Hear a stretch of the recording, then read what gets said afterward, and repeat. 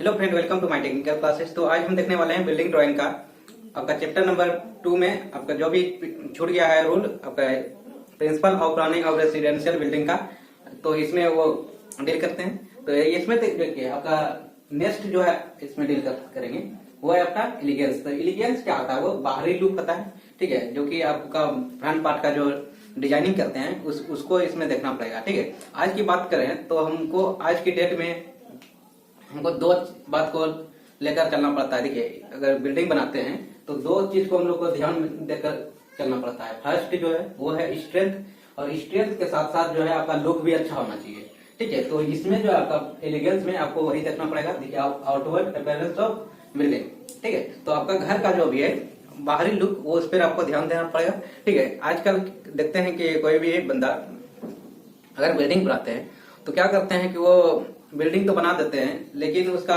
बहुत पैसा खर्चा हो जाता है, लेकिन उसका घर का जो है प्रॉपर डिजाइनिंग नहीं हो पाते हैं। तो क्या होता है कि कोई भी अगर देखते हैं बिल्डिंग को तो बोलते हैं कि इसका उतना घर ठीक ठाक नहीं बना है, और साथ ही साथ आपको भी अच्छा नहीं लगने लगता है कि हम इतना पैसा खर्चा करने के बावजूद भी जो है मेरा घर का अच्छा लुक नहीं हुआ, डिजाइनिंग अच्छा से नहीं हुआ, तो बाद में आपको पछताना ना पड़े। इसी कारण आपको जो है इस पर ध्यान देना पड़ेगा। आपको किस पे? एलिगेंस पे, ठीक है। एलिगेंस क्या होता है? बाहरी लुक पर ध्यान देना, ठीक है। तो आपको इस पे ध्यान देना पड़ेगा, ठीक है। अब नेक्स्ट चलते हैं आपका प्राइवेसी। प्राइवेसी क्या होता है वो इसको बताते हैं। प्राइवेसी क्या मतलब होता है? आपका बाहरी या घर के अंदर के लोगों से सेपरेट होना। समझिए क्या होता है सेपरेट होना? मतलब सुरक्षित होना या सेफ रहना, जो भी कहिए। तो देखिए, प्राइवेसी दो तरह से आपका हो सकता है, एक तो बाहरी लोगों से और एक अंदर के घर के लोगों से। तो देखिए, बाहरी मतलब एक्सटर्नल प्राइवेसी और घर के अंदर इंटरनल प्राइवेसी। तो देखिए, इंटरनल प्राइवेसी की हम बात करते हैं तो इंटरनल प्राइवेसी मतलब घर के अंदर अगर आपको अगर सेफ रहना है, अगर आपको सेपरेट रहना है तो आपको क्या क्या बात पर ध्यान देना पड़ेगा। देखिए, इसमें क्या होना चाहिए? अगर आपको सेपरेट रहना है तो अगर एक रूम है तो एक रूम का जो डोर है उसका सेपरेट एक डोर होना चाहिए, विंडो होना चाहिए, ठीक है। अगर आप डोर लगा रहे हैं तो उसमें आपको आप एक पर्दा लगा दीजिए, मतलब स्क्रीन जिसको बोलते हैं। तो वो अगर आपका डोर अगर खुला भी है तो आपको कोई दिक्कत नहीं, तक अगर आपका पर्दा रहेगा तो आप जो भी आपका रूम में वर्क कर रहे हैं बाहर के लोगों को पता नहीं चलेगा, ठीक है। आप जो भी इंपॉर्टेंट वर्क कर रहे हैं अपना रूम में वो आप करते रहिए, उससे कोई टेंशन नहीं है आपको। उसके साथ साथ जो है आपका जो भी रूम का जो साइज होना चाहिए वो एक्चुअल साइज होना चाहिए। जैसे कि आपका कम से कम आपका 10x12 का जरूर होना चाहिए आपका रूम, ठीक है। तो हम देखते हैं इसमें क्या क्या आपको रूल को फॉलो करना पड़ेगा। देखिए, आपका यहाँ पे लिखा है it should be proper placement of door window. मतलब कहा गया है कि डोर का और विंडो का प्लेसमेंट सही जगह पर होना चाहिए। देखिए, एक रूम हम बनाते हैं, एग्जांपल देते हैं इसका। अगर एक ये देखिए आपका ये रूम है, अगर ये रूम में अगर आपको बोले डोर देने के लिए क्या आप यहाँ ये बीच में दे दीजिएगा डोर, यहाँ पे अब दीजिएगा, यहाँ पर डोर क्या नहीं दीजिएगा। इसका डोर का जो आपका जगह है कोई भी एक कॉर्नर पे दीजिए, या तो ये कॉर्नर पे दीजिए या तो आप ये कॉर्नर पे दीजिए। डोर जो प्लेसमेंट किया जाता है, डोर जो दिया जाता है वो कोई भी एक कॉर्नर पे दिया जाता है, ठीक है। ये हो क्या? अगर आपको विंडो देने के लिए बोलेगा क्या एक आप कॉर्नर में दीजिएगा, नहीं। विंडो का जो भी प्लेसमेंट होता है वो एक इसके ये दीवार का जो होता है ये इसका बीच में होना चाहिए, कहीं भी। आपका यहाँ पे विंडो दे दीजिए, ठीक है। तो इस तरह आपको जो है देखकर चलना पड़ेगा। तो फर्स्ट में आपका क्या बोला गया है? It should be proper placement of door window. Second बोल रहा है separate door for each room. सब प्रत्येक रूम का जो है डोर अलग अलग होना चाहिए और विंडो अलग होना चाहिए। प्रॉपर पैसे मतलब रूम का जो साइज होना चाहिए अच्छा होना चाहिए। स्क्रीन उसमें प्रोवाइड करना चाहिए, ठीक है। यहाँ पे स्क्रीन इसमें लिख सकते हैं, अगर भाषा में लिखना चाहते हैं तो it should be proper screen provide. तो यहाँ स्क्रीन प्रोवाइड करना चाहिए, मतलब स्क्रीन मतलब पर्दा होता है। तो अगर आपको कोई भी रूम में अगर एक रूम दिया जाए, अगर बोलेगा कि आपको सेपरेट होना है तो उसमें आप क्या क्या कीजिएगा? सबसे पहले तो आप बोलिएगा कि मेरा रूम का जो है डोर जो है उसका प्लेसमेंट अच्छा होना चाहिए, सबसे पहले एक कॉर्नर पे होना चाहिए। सेकेंड जो है आपका विंडो का जो है प्लेसमेंट वो दीवार के बीच में होना चाहिए सबसे पहले। ये तो बात हो क्या? सेकेंड जो है आपको ध्यान देना पड़ेगा कि इसका जो है प्रत्येक रूम का मेरा डोर सेपरेट मतलब अलग अलग होना चाहिए। मतलब एक रूम में एक डोर होना चाहिए, एक विंडो होना चाहिए। एक से अधिक विंडो भी दे सकते हैं, उसमें कोई दिक्कत नहीं। 1 से 2 दे सकते हैं, 2 से 3 दे सकते हैं, ठीक है। वो आपका रूम पे डिपेंड करता है कि आपका रूम किस जगह है। ठीक है, तो ये तो हम लोग यहाँ जान गए। और इसके बाद जो है प्रॉपर पैसे, मतलब अच्छा जगह होना चाहिए, यानी कि थोड़ा फैल आपका रूम होना चाहिए। ऐसा नहीं कि आपका एक सिर्फ पलंग बिछाने के लिए रूम हो जाए और थोड़ा सा जगह बचे, वैसा नहीं। तो पलंग बिछाने के बाद भी आपका जो है जगह अच्छा बचना चाहिए, तभी वो रूम भी देखने में अच्छा लगता है। तो आप लोग ये तो इंटरनल प्राइवेसी को देखें। अब चलते हैं एक्सटर्नल प्राइवेसी क्या होता है, उस पर बात करते हैं। एक्सटर्नल में मतलब क्या हुआ, अगर घर के बाहर के लोगों से अगर आपको सेपरेट रहना है तो आप क्या कीजिएगा, सबसे पहले तो घर का बाउंड्री जो होता है वो प्रॉपर हाइट पे होना चाहिए। ऐसा नहीं कि 4 फीट दे दीजिए, बच्चा भी तड़प कर आ जाएगा आपके घर पे, तो ऐसा नहीं है। अगर चोर भी घुसना चाहे तो उसके लिए तो और आसान हो जाएगा, वो तो अच्छे बाउंड्री को तड़प जाते हैं, तो वो तो ये आपका 4 फीट का बाउंड्री है। तो आपको क्या करना पड़ेगा कि प्रॉपर आपको बाउंड्री देना पड़ेगा। फर्स्ट हो गया ये। थर्ड है आपका, वही बताए, प्रॉपर हाइट पे आपका बाउंड्री होना चाहिए, प्रॉपर हाइट का। उसके बाद जो है इसमें जो आप खिड़की जो देते हैं, ये आपका विंडो जो देते हैं, जैसे आप पता है ना, ये देखिए, ये आपका ग्राउंड लेवल हो गया। जो आप लोग यहाँ पर विंडो जो प्रोवाइड करते हैं, यहाँ पे विंडो जो प्रोवाइड करते हैं,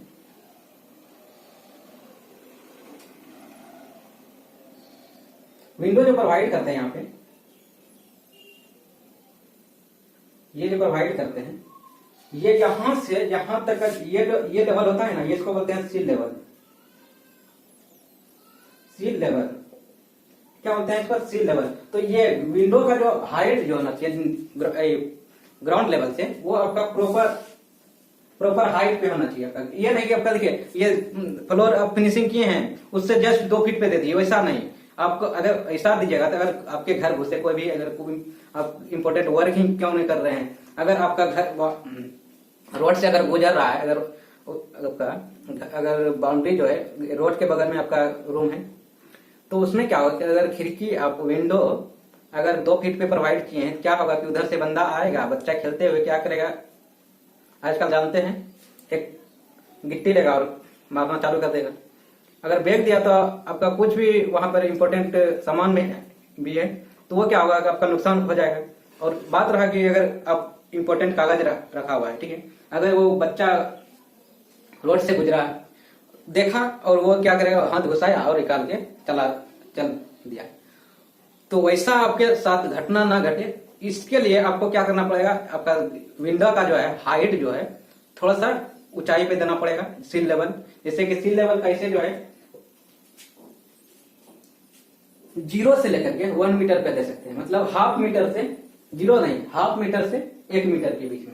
यहाँ पर जो है इसका जो हाइट होता है 0.5 मीटर टू 1 मीटर होता है, ठीक है, ये 0.5 से 1 मीटर का होता है। तो ये तो आप लोग जान गए। आपका यहाँ पे इंटरनल बता रहे थे, अब एक्सटर्नल बता रहे थे, तो एक्सटर्नल ये सब बात आप लोग को समझ में आ गया। अब चलते हैं इसका डेफिनेशन हम लोग बता देते हैं आपको, ठीक है। एक्सटर्नल की बात करें तो हम यहाँ पर हम देते हैं,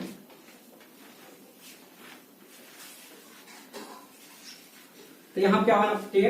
अब एक्सटर्नल की बात करते हैं, तो एक्सटर्नल की फर्स्ट पॉइंट पे जो है आपका क्या होना चाहिए, प्रॉपर बाउंड्री होना चाहिए।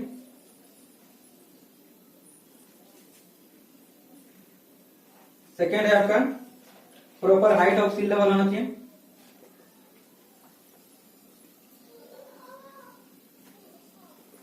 सी लेवल होना चाहिए। सेकेंड थर्ड जो है आपका वो है आपका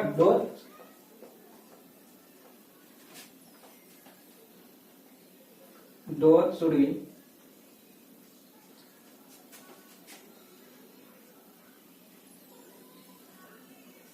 डोर आपका कहाँ होना चाहिए, कॉर्नर पे आना चाहिए। तो ये आपको एक्सटर्नल प्राइवेसी में आपको याद रखना पड़ेगा। आपका क्या होना चाहिए, आपका बाहरी लोगों से बचने के लिए आपको प्रॉपर बाउंड्री देना पड़ेगा और प्रॉपर हाइट ऑफ बाउंड्री देना पड़ेगा।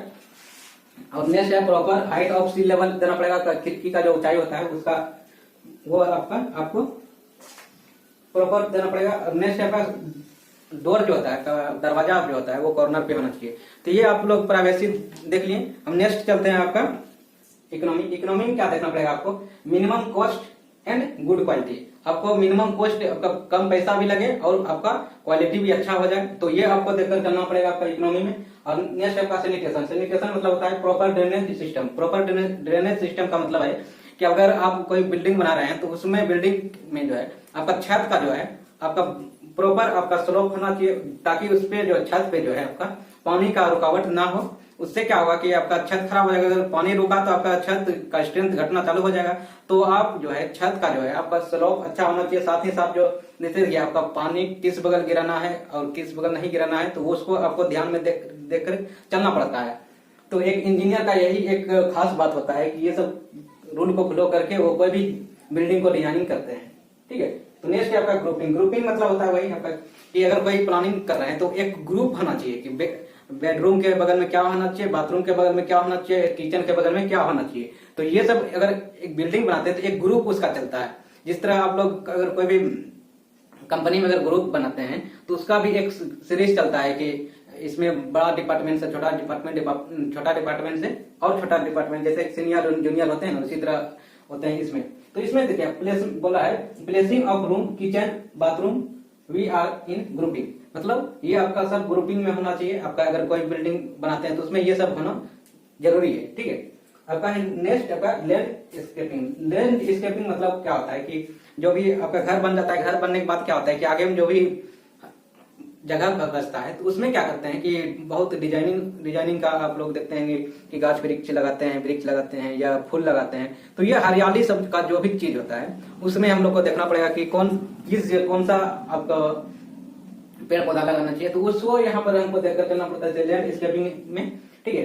नेक्स्ट आपका फ्लेक्सिबिलिटी। फ्लेक्सिबिलिटी मतलब क्या होता है, इसमें बोला है same place use for other purpose. मतलब अगर बिल्डिंग बना रहे हैं तो बिल्डिंग बनाने में क्या होता है कि अगर आप कोई भी आप छज्जा निकालें, ठीक है, बगल में जो छज्जा निकालते हैं, अगर छज्जा में अगर तो आप थोड़ा सा बाउंड्री दे देते हैं तो वो एक बालकोनी का काम कर देता है।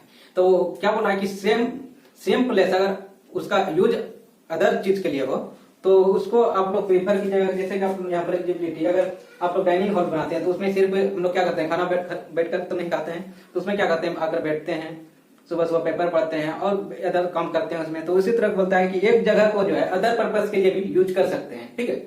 नेक्स्ट है सर्कुलेशन। सर्कुलेशन मतलब क्या होता है कि घर का जो भी वायु का जो होता है, वायु अगर घर बनाते हैं तो अगर घर के अंदर अगर आपके घर के अंदर अगर वायु अगर नहीं जाएगा, मतलब हवा नहीं जाएगा, तो अगर नहीं जाएगा तो उसका कारण क्या होगा कि उस घर में क्या होगा कि गैस भर जाएगा। गैस भरने के बाद जो होता है कि जो भी घर के अंदर मेंबर हैं उसको वो हानि करने लगते हैं। तो उसको देखकर क्या होता है कि आपको जो है घर डिजाइनिंग जब कीजिएगा तो एयर का सर्कुलेशन को देखकर करना पड़ेगा।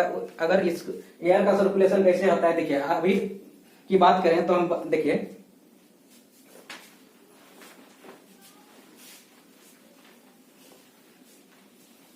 आजकल की बात करें तो हम देखते हैं कि अगर गांव देहात में अगर कोई भी अगर प्लॉटिंग खरीदा है, वो ऐसा काम करते हैं जो कि आपको देख करके अजीब लगेगा।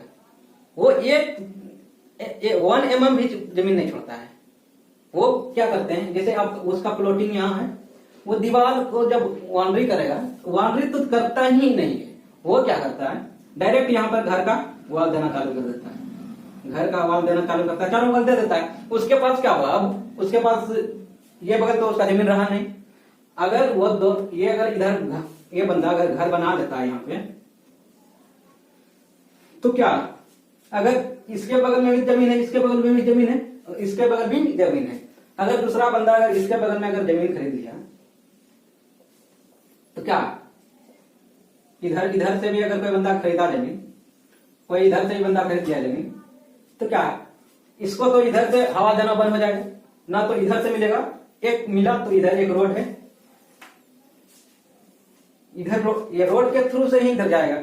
और तो इधर 3 दिशा जो है, एक इधर हो गया, एक इधर और एक इधर, ये तीनों तरफ से तो आपका वायु का जो है रुकावट आ गया। तो क्या होगा यहाँ पर घुटन अंदर में जो भी मेंबर है उसका तो क्या हवा तो जाएगा नहीं। अगर इधर इस दिशा की ओर अगर वायु बह रहा है तो इस दिशा की ओर अगर आपके पास जमीन रहता है इधर, तो आप लोग क्या कर सकते थे, इधर खिड़की खोल सकते थे, इधर विंडो इधर रहता था, इधर विंडो खोल सकते थे, इधर खोल सकते थे, इधर खोल सकते थे, इधर खोल सकते थे। तो इस तरह अगर चारों बगल अगर आपके पास अगर 2 फीट भी अगर जमीन छोड़ते हैं या 3 फीट भी जमीन छोड़ते हैं, तो उससे क्या होता है कि आपके घर का जो एयर का सर्कुलेशन जो होता है वो अच्छा बना रहता है। तो आपको अगर आप एक इंजीनियर हैं तो आपको ये करना जरूरी है, ठीक है। क्या करना जरूरी है कि आपका बाउंड्री के बगल में आप बाउंड्री जब दीजिएगा, बाउंड्री को छोड़ करके 2 फीट आपको घर का प्लानिंग बनाना पड़ेगा, ठीक है। तो ये सब तो आपको समझ में आ गया, ठीक है। अब मिलेंगे आपको नेक्स्ट वीडियो में, ठीक है। उसमें आपको देखना, आपको कुछ एलिमेंट के बारे में बताएंगे, जो कि वो जो टॉपिक होगा वो ऑब्जेक्टिव पॉइंट ऑफ व्यू से ज्यादा इंपॉर्टेंट होगा, जो कि आपका एग्जाम में 2 से 3 मार्क्स उसमें पूछ दिया जाएगा। 2 से 3 मार्क्स फिक्स है, उससे क्वेश्चन आएगा ही आएगा, ठीक है। अगर इस वीडियो अच्छा लगा हो आप लोग को, तो ये वीडियो को शेयर कीजिएगा, सब्सक्राइब करना ना भूलिएगा, और साथ ही साथ आप लोग लाइक करना ना भूलिएगा, ठीक है। तो हम मिलते हैं नेक्स्ट वीडियो में, ठीक है। Thank you.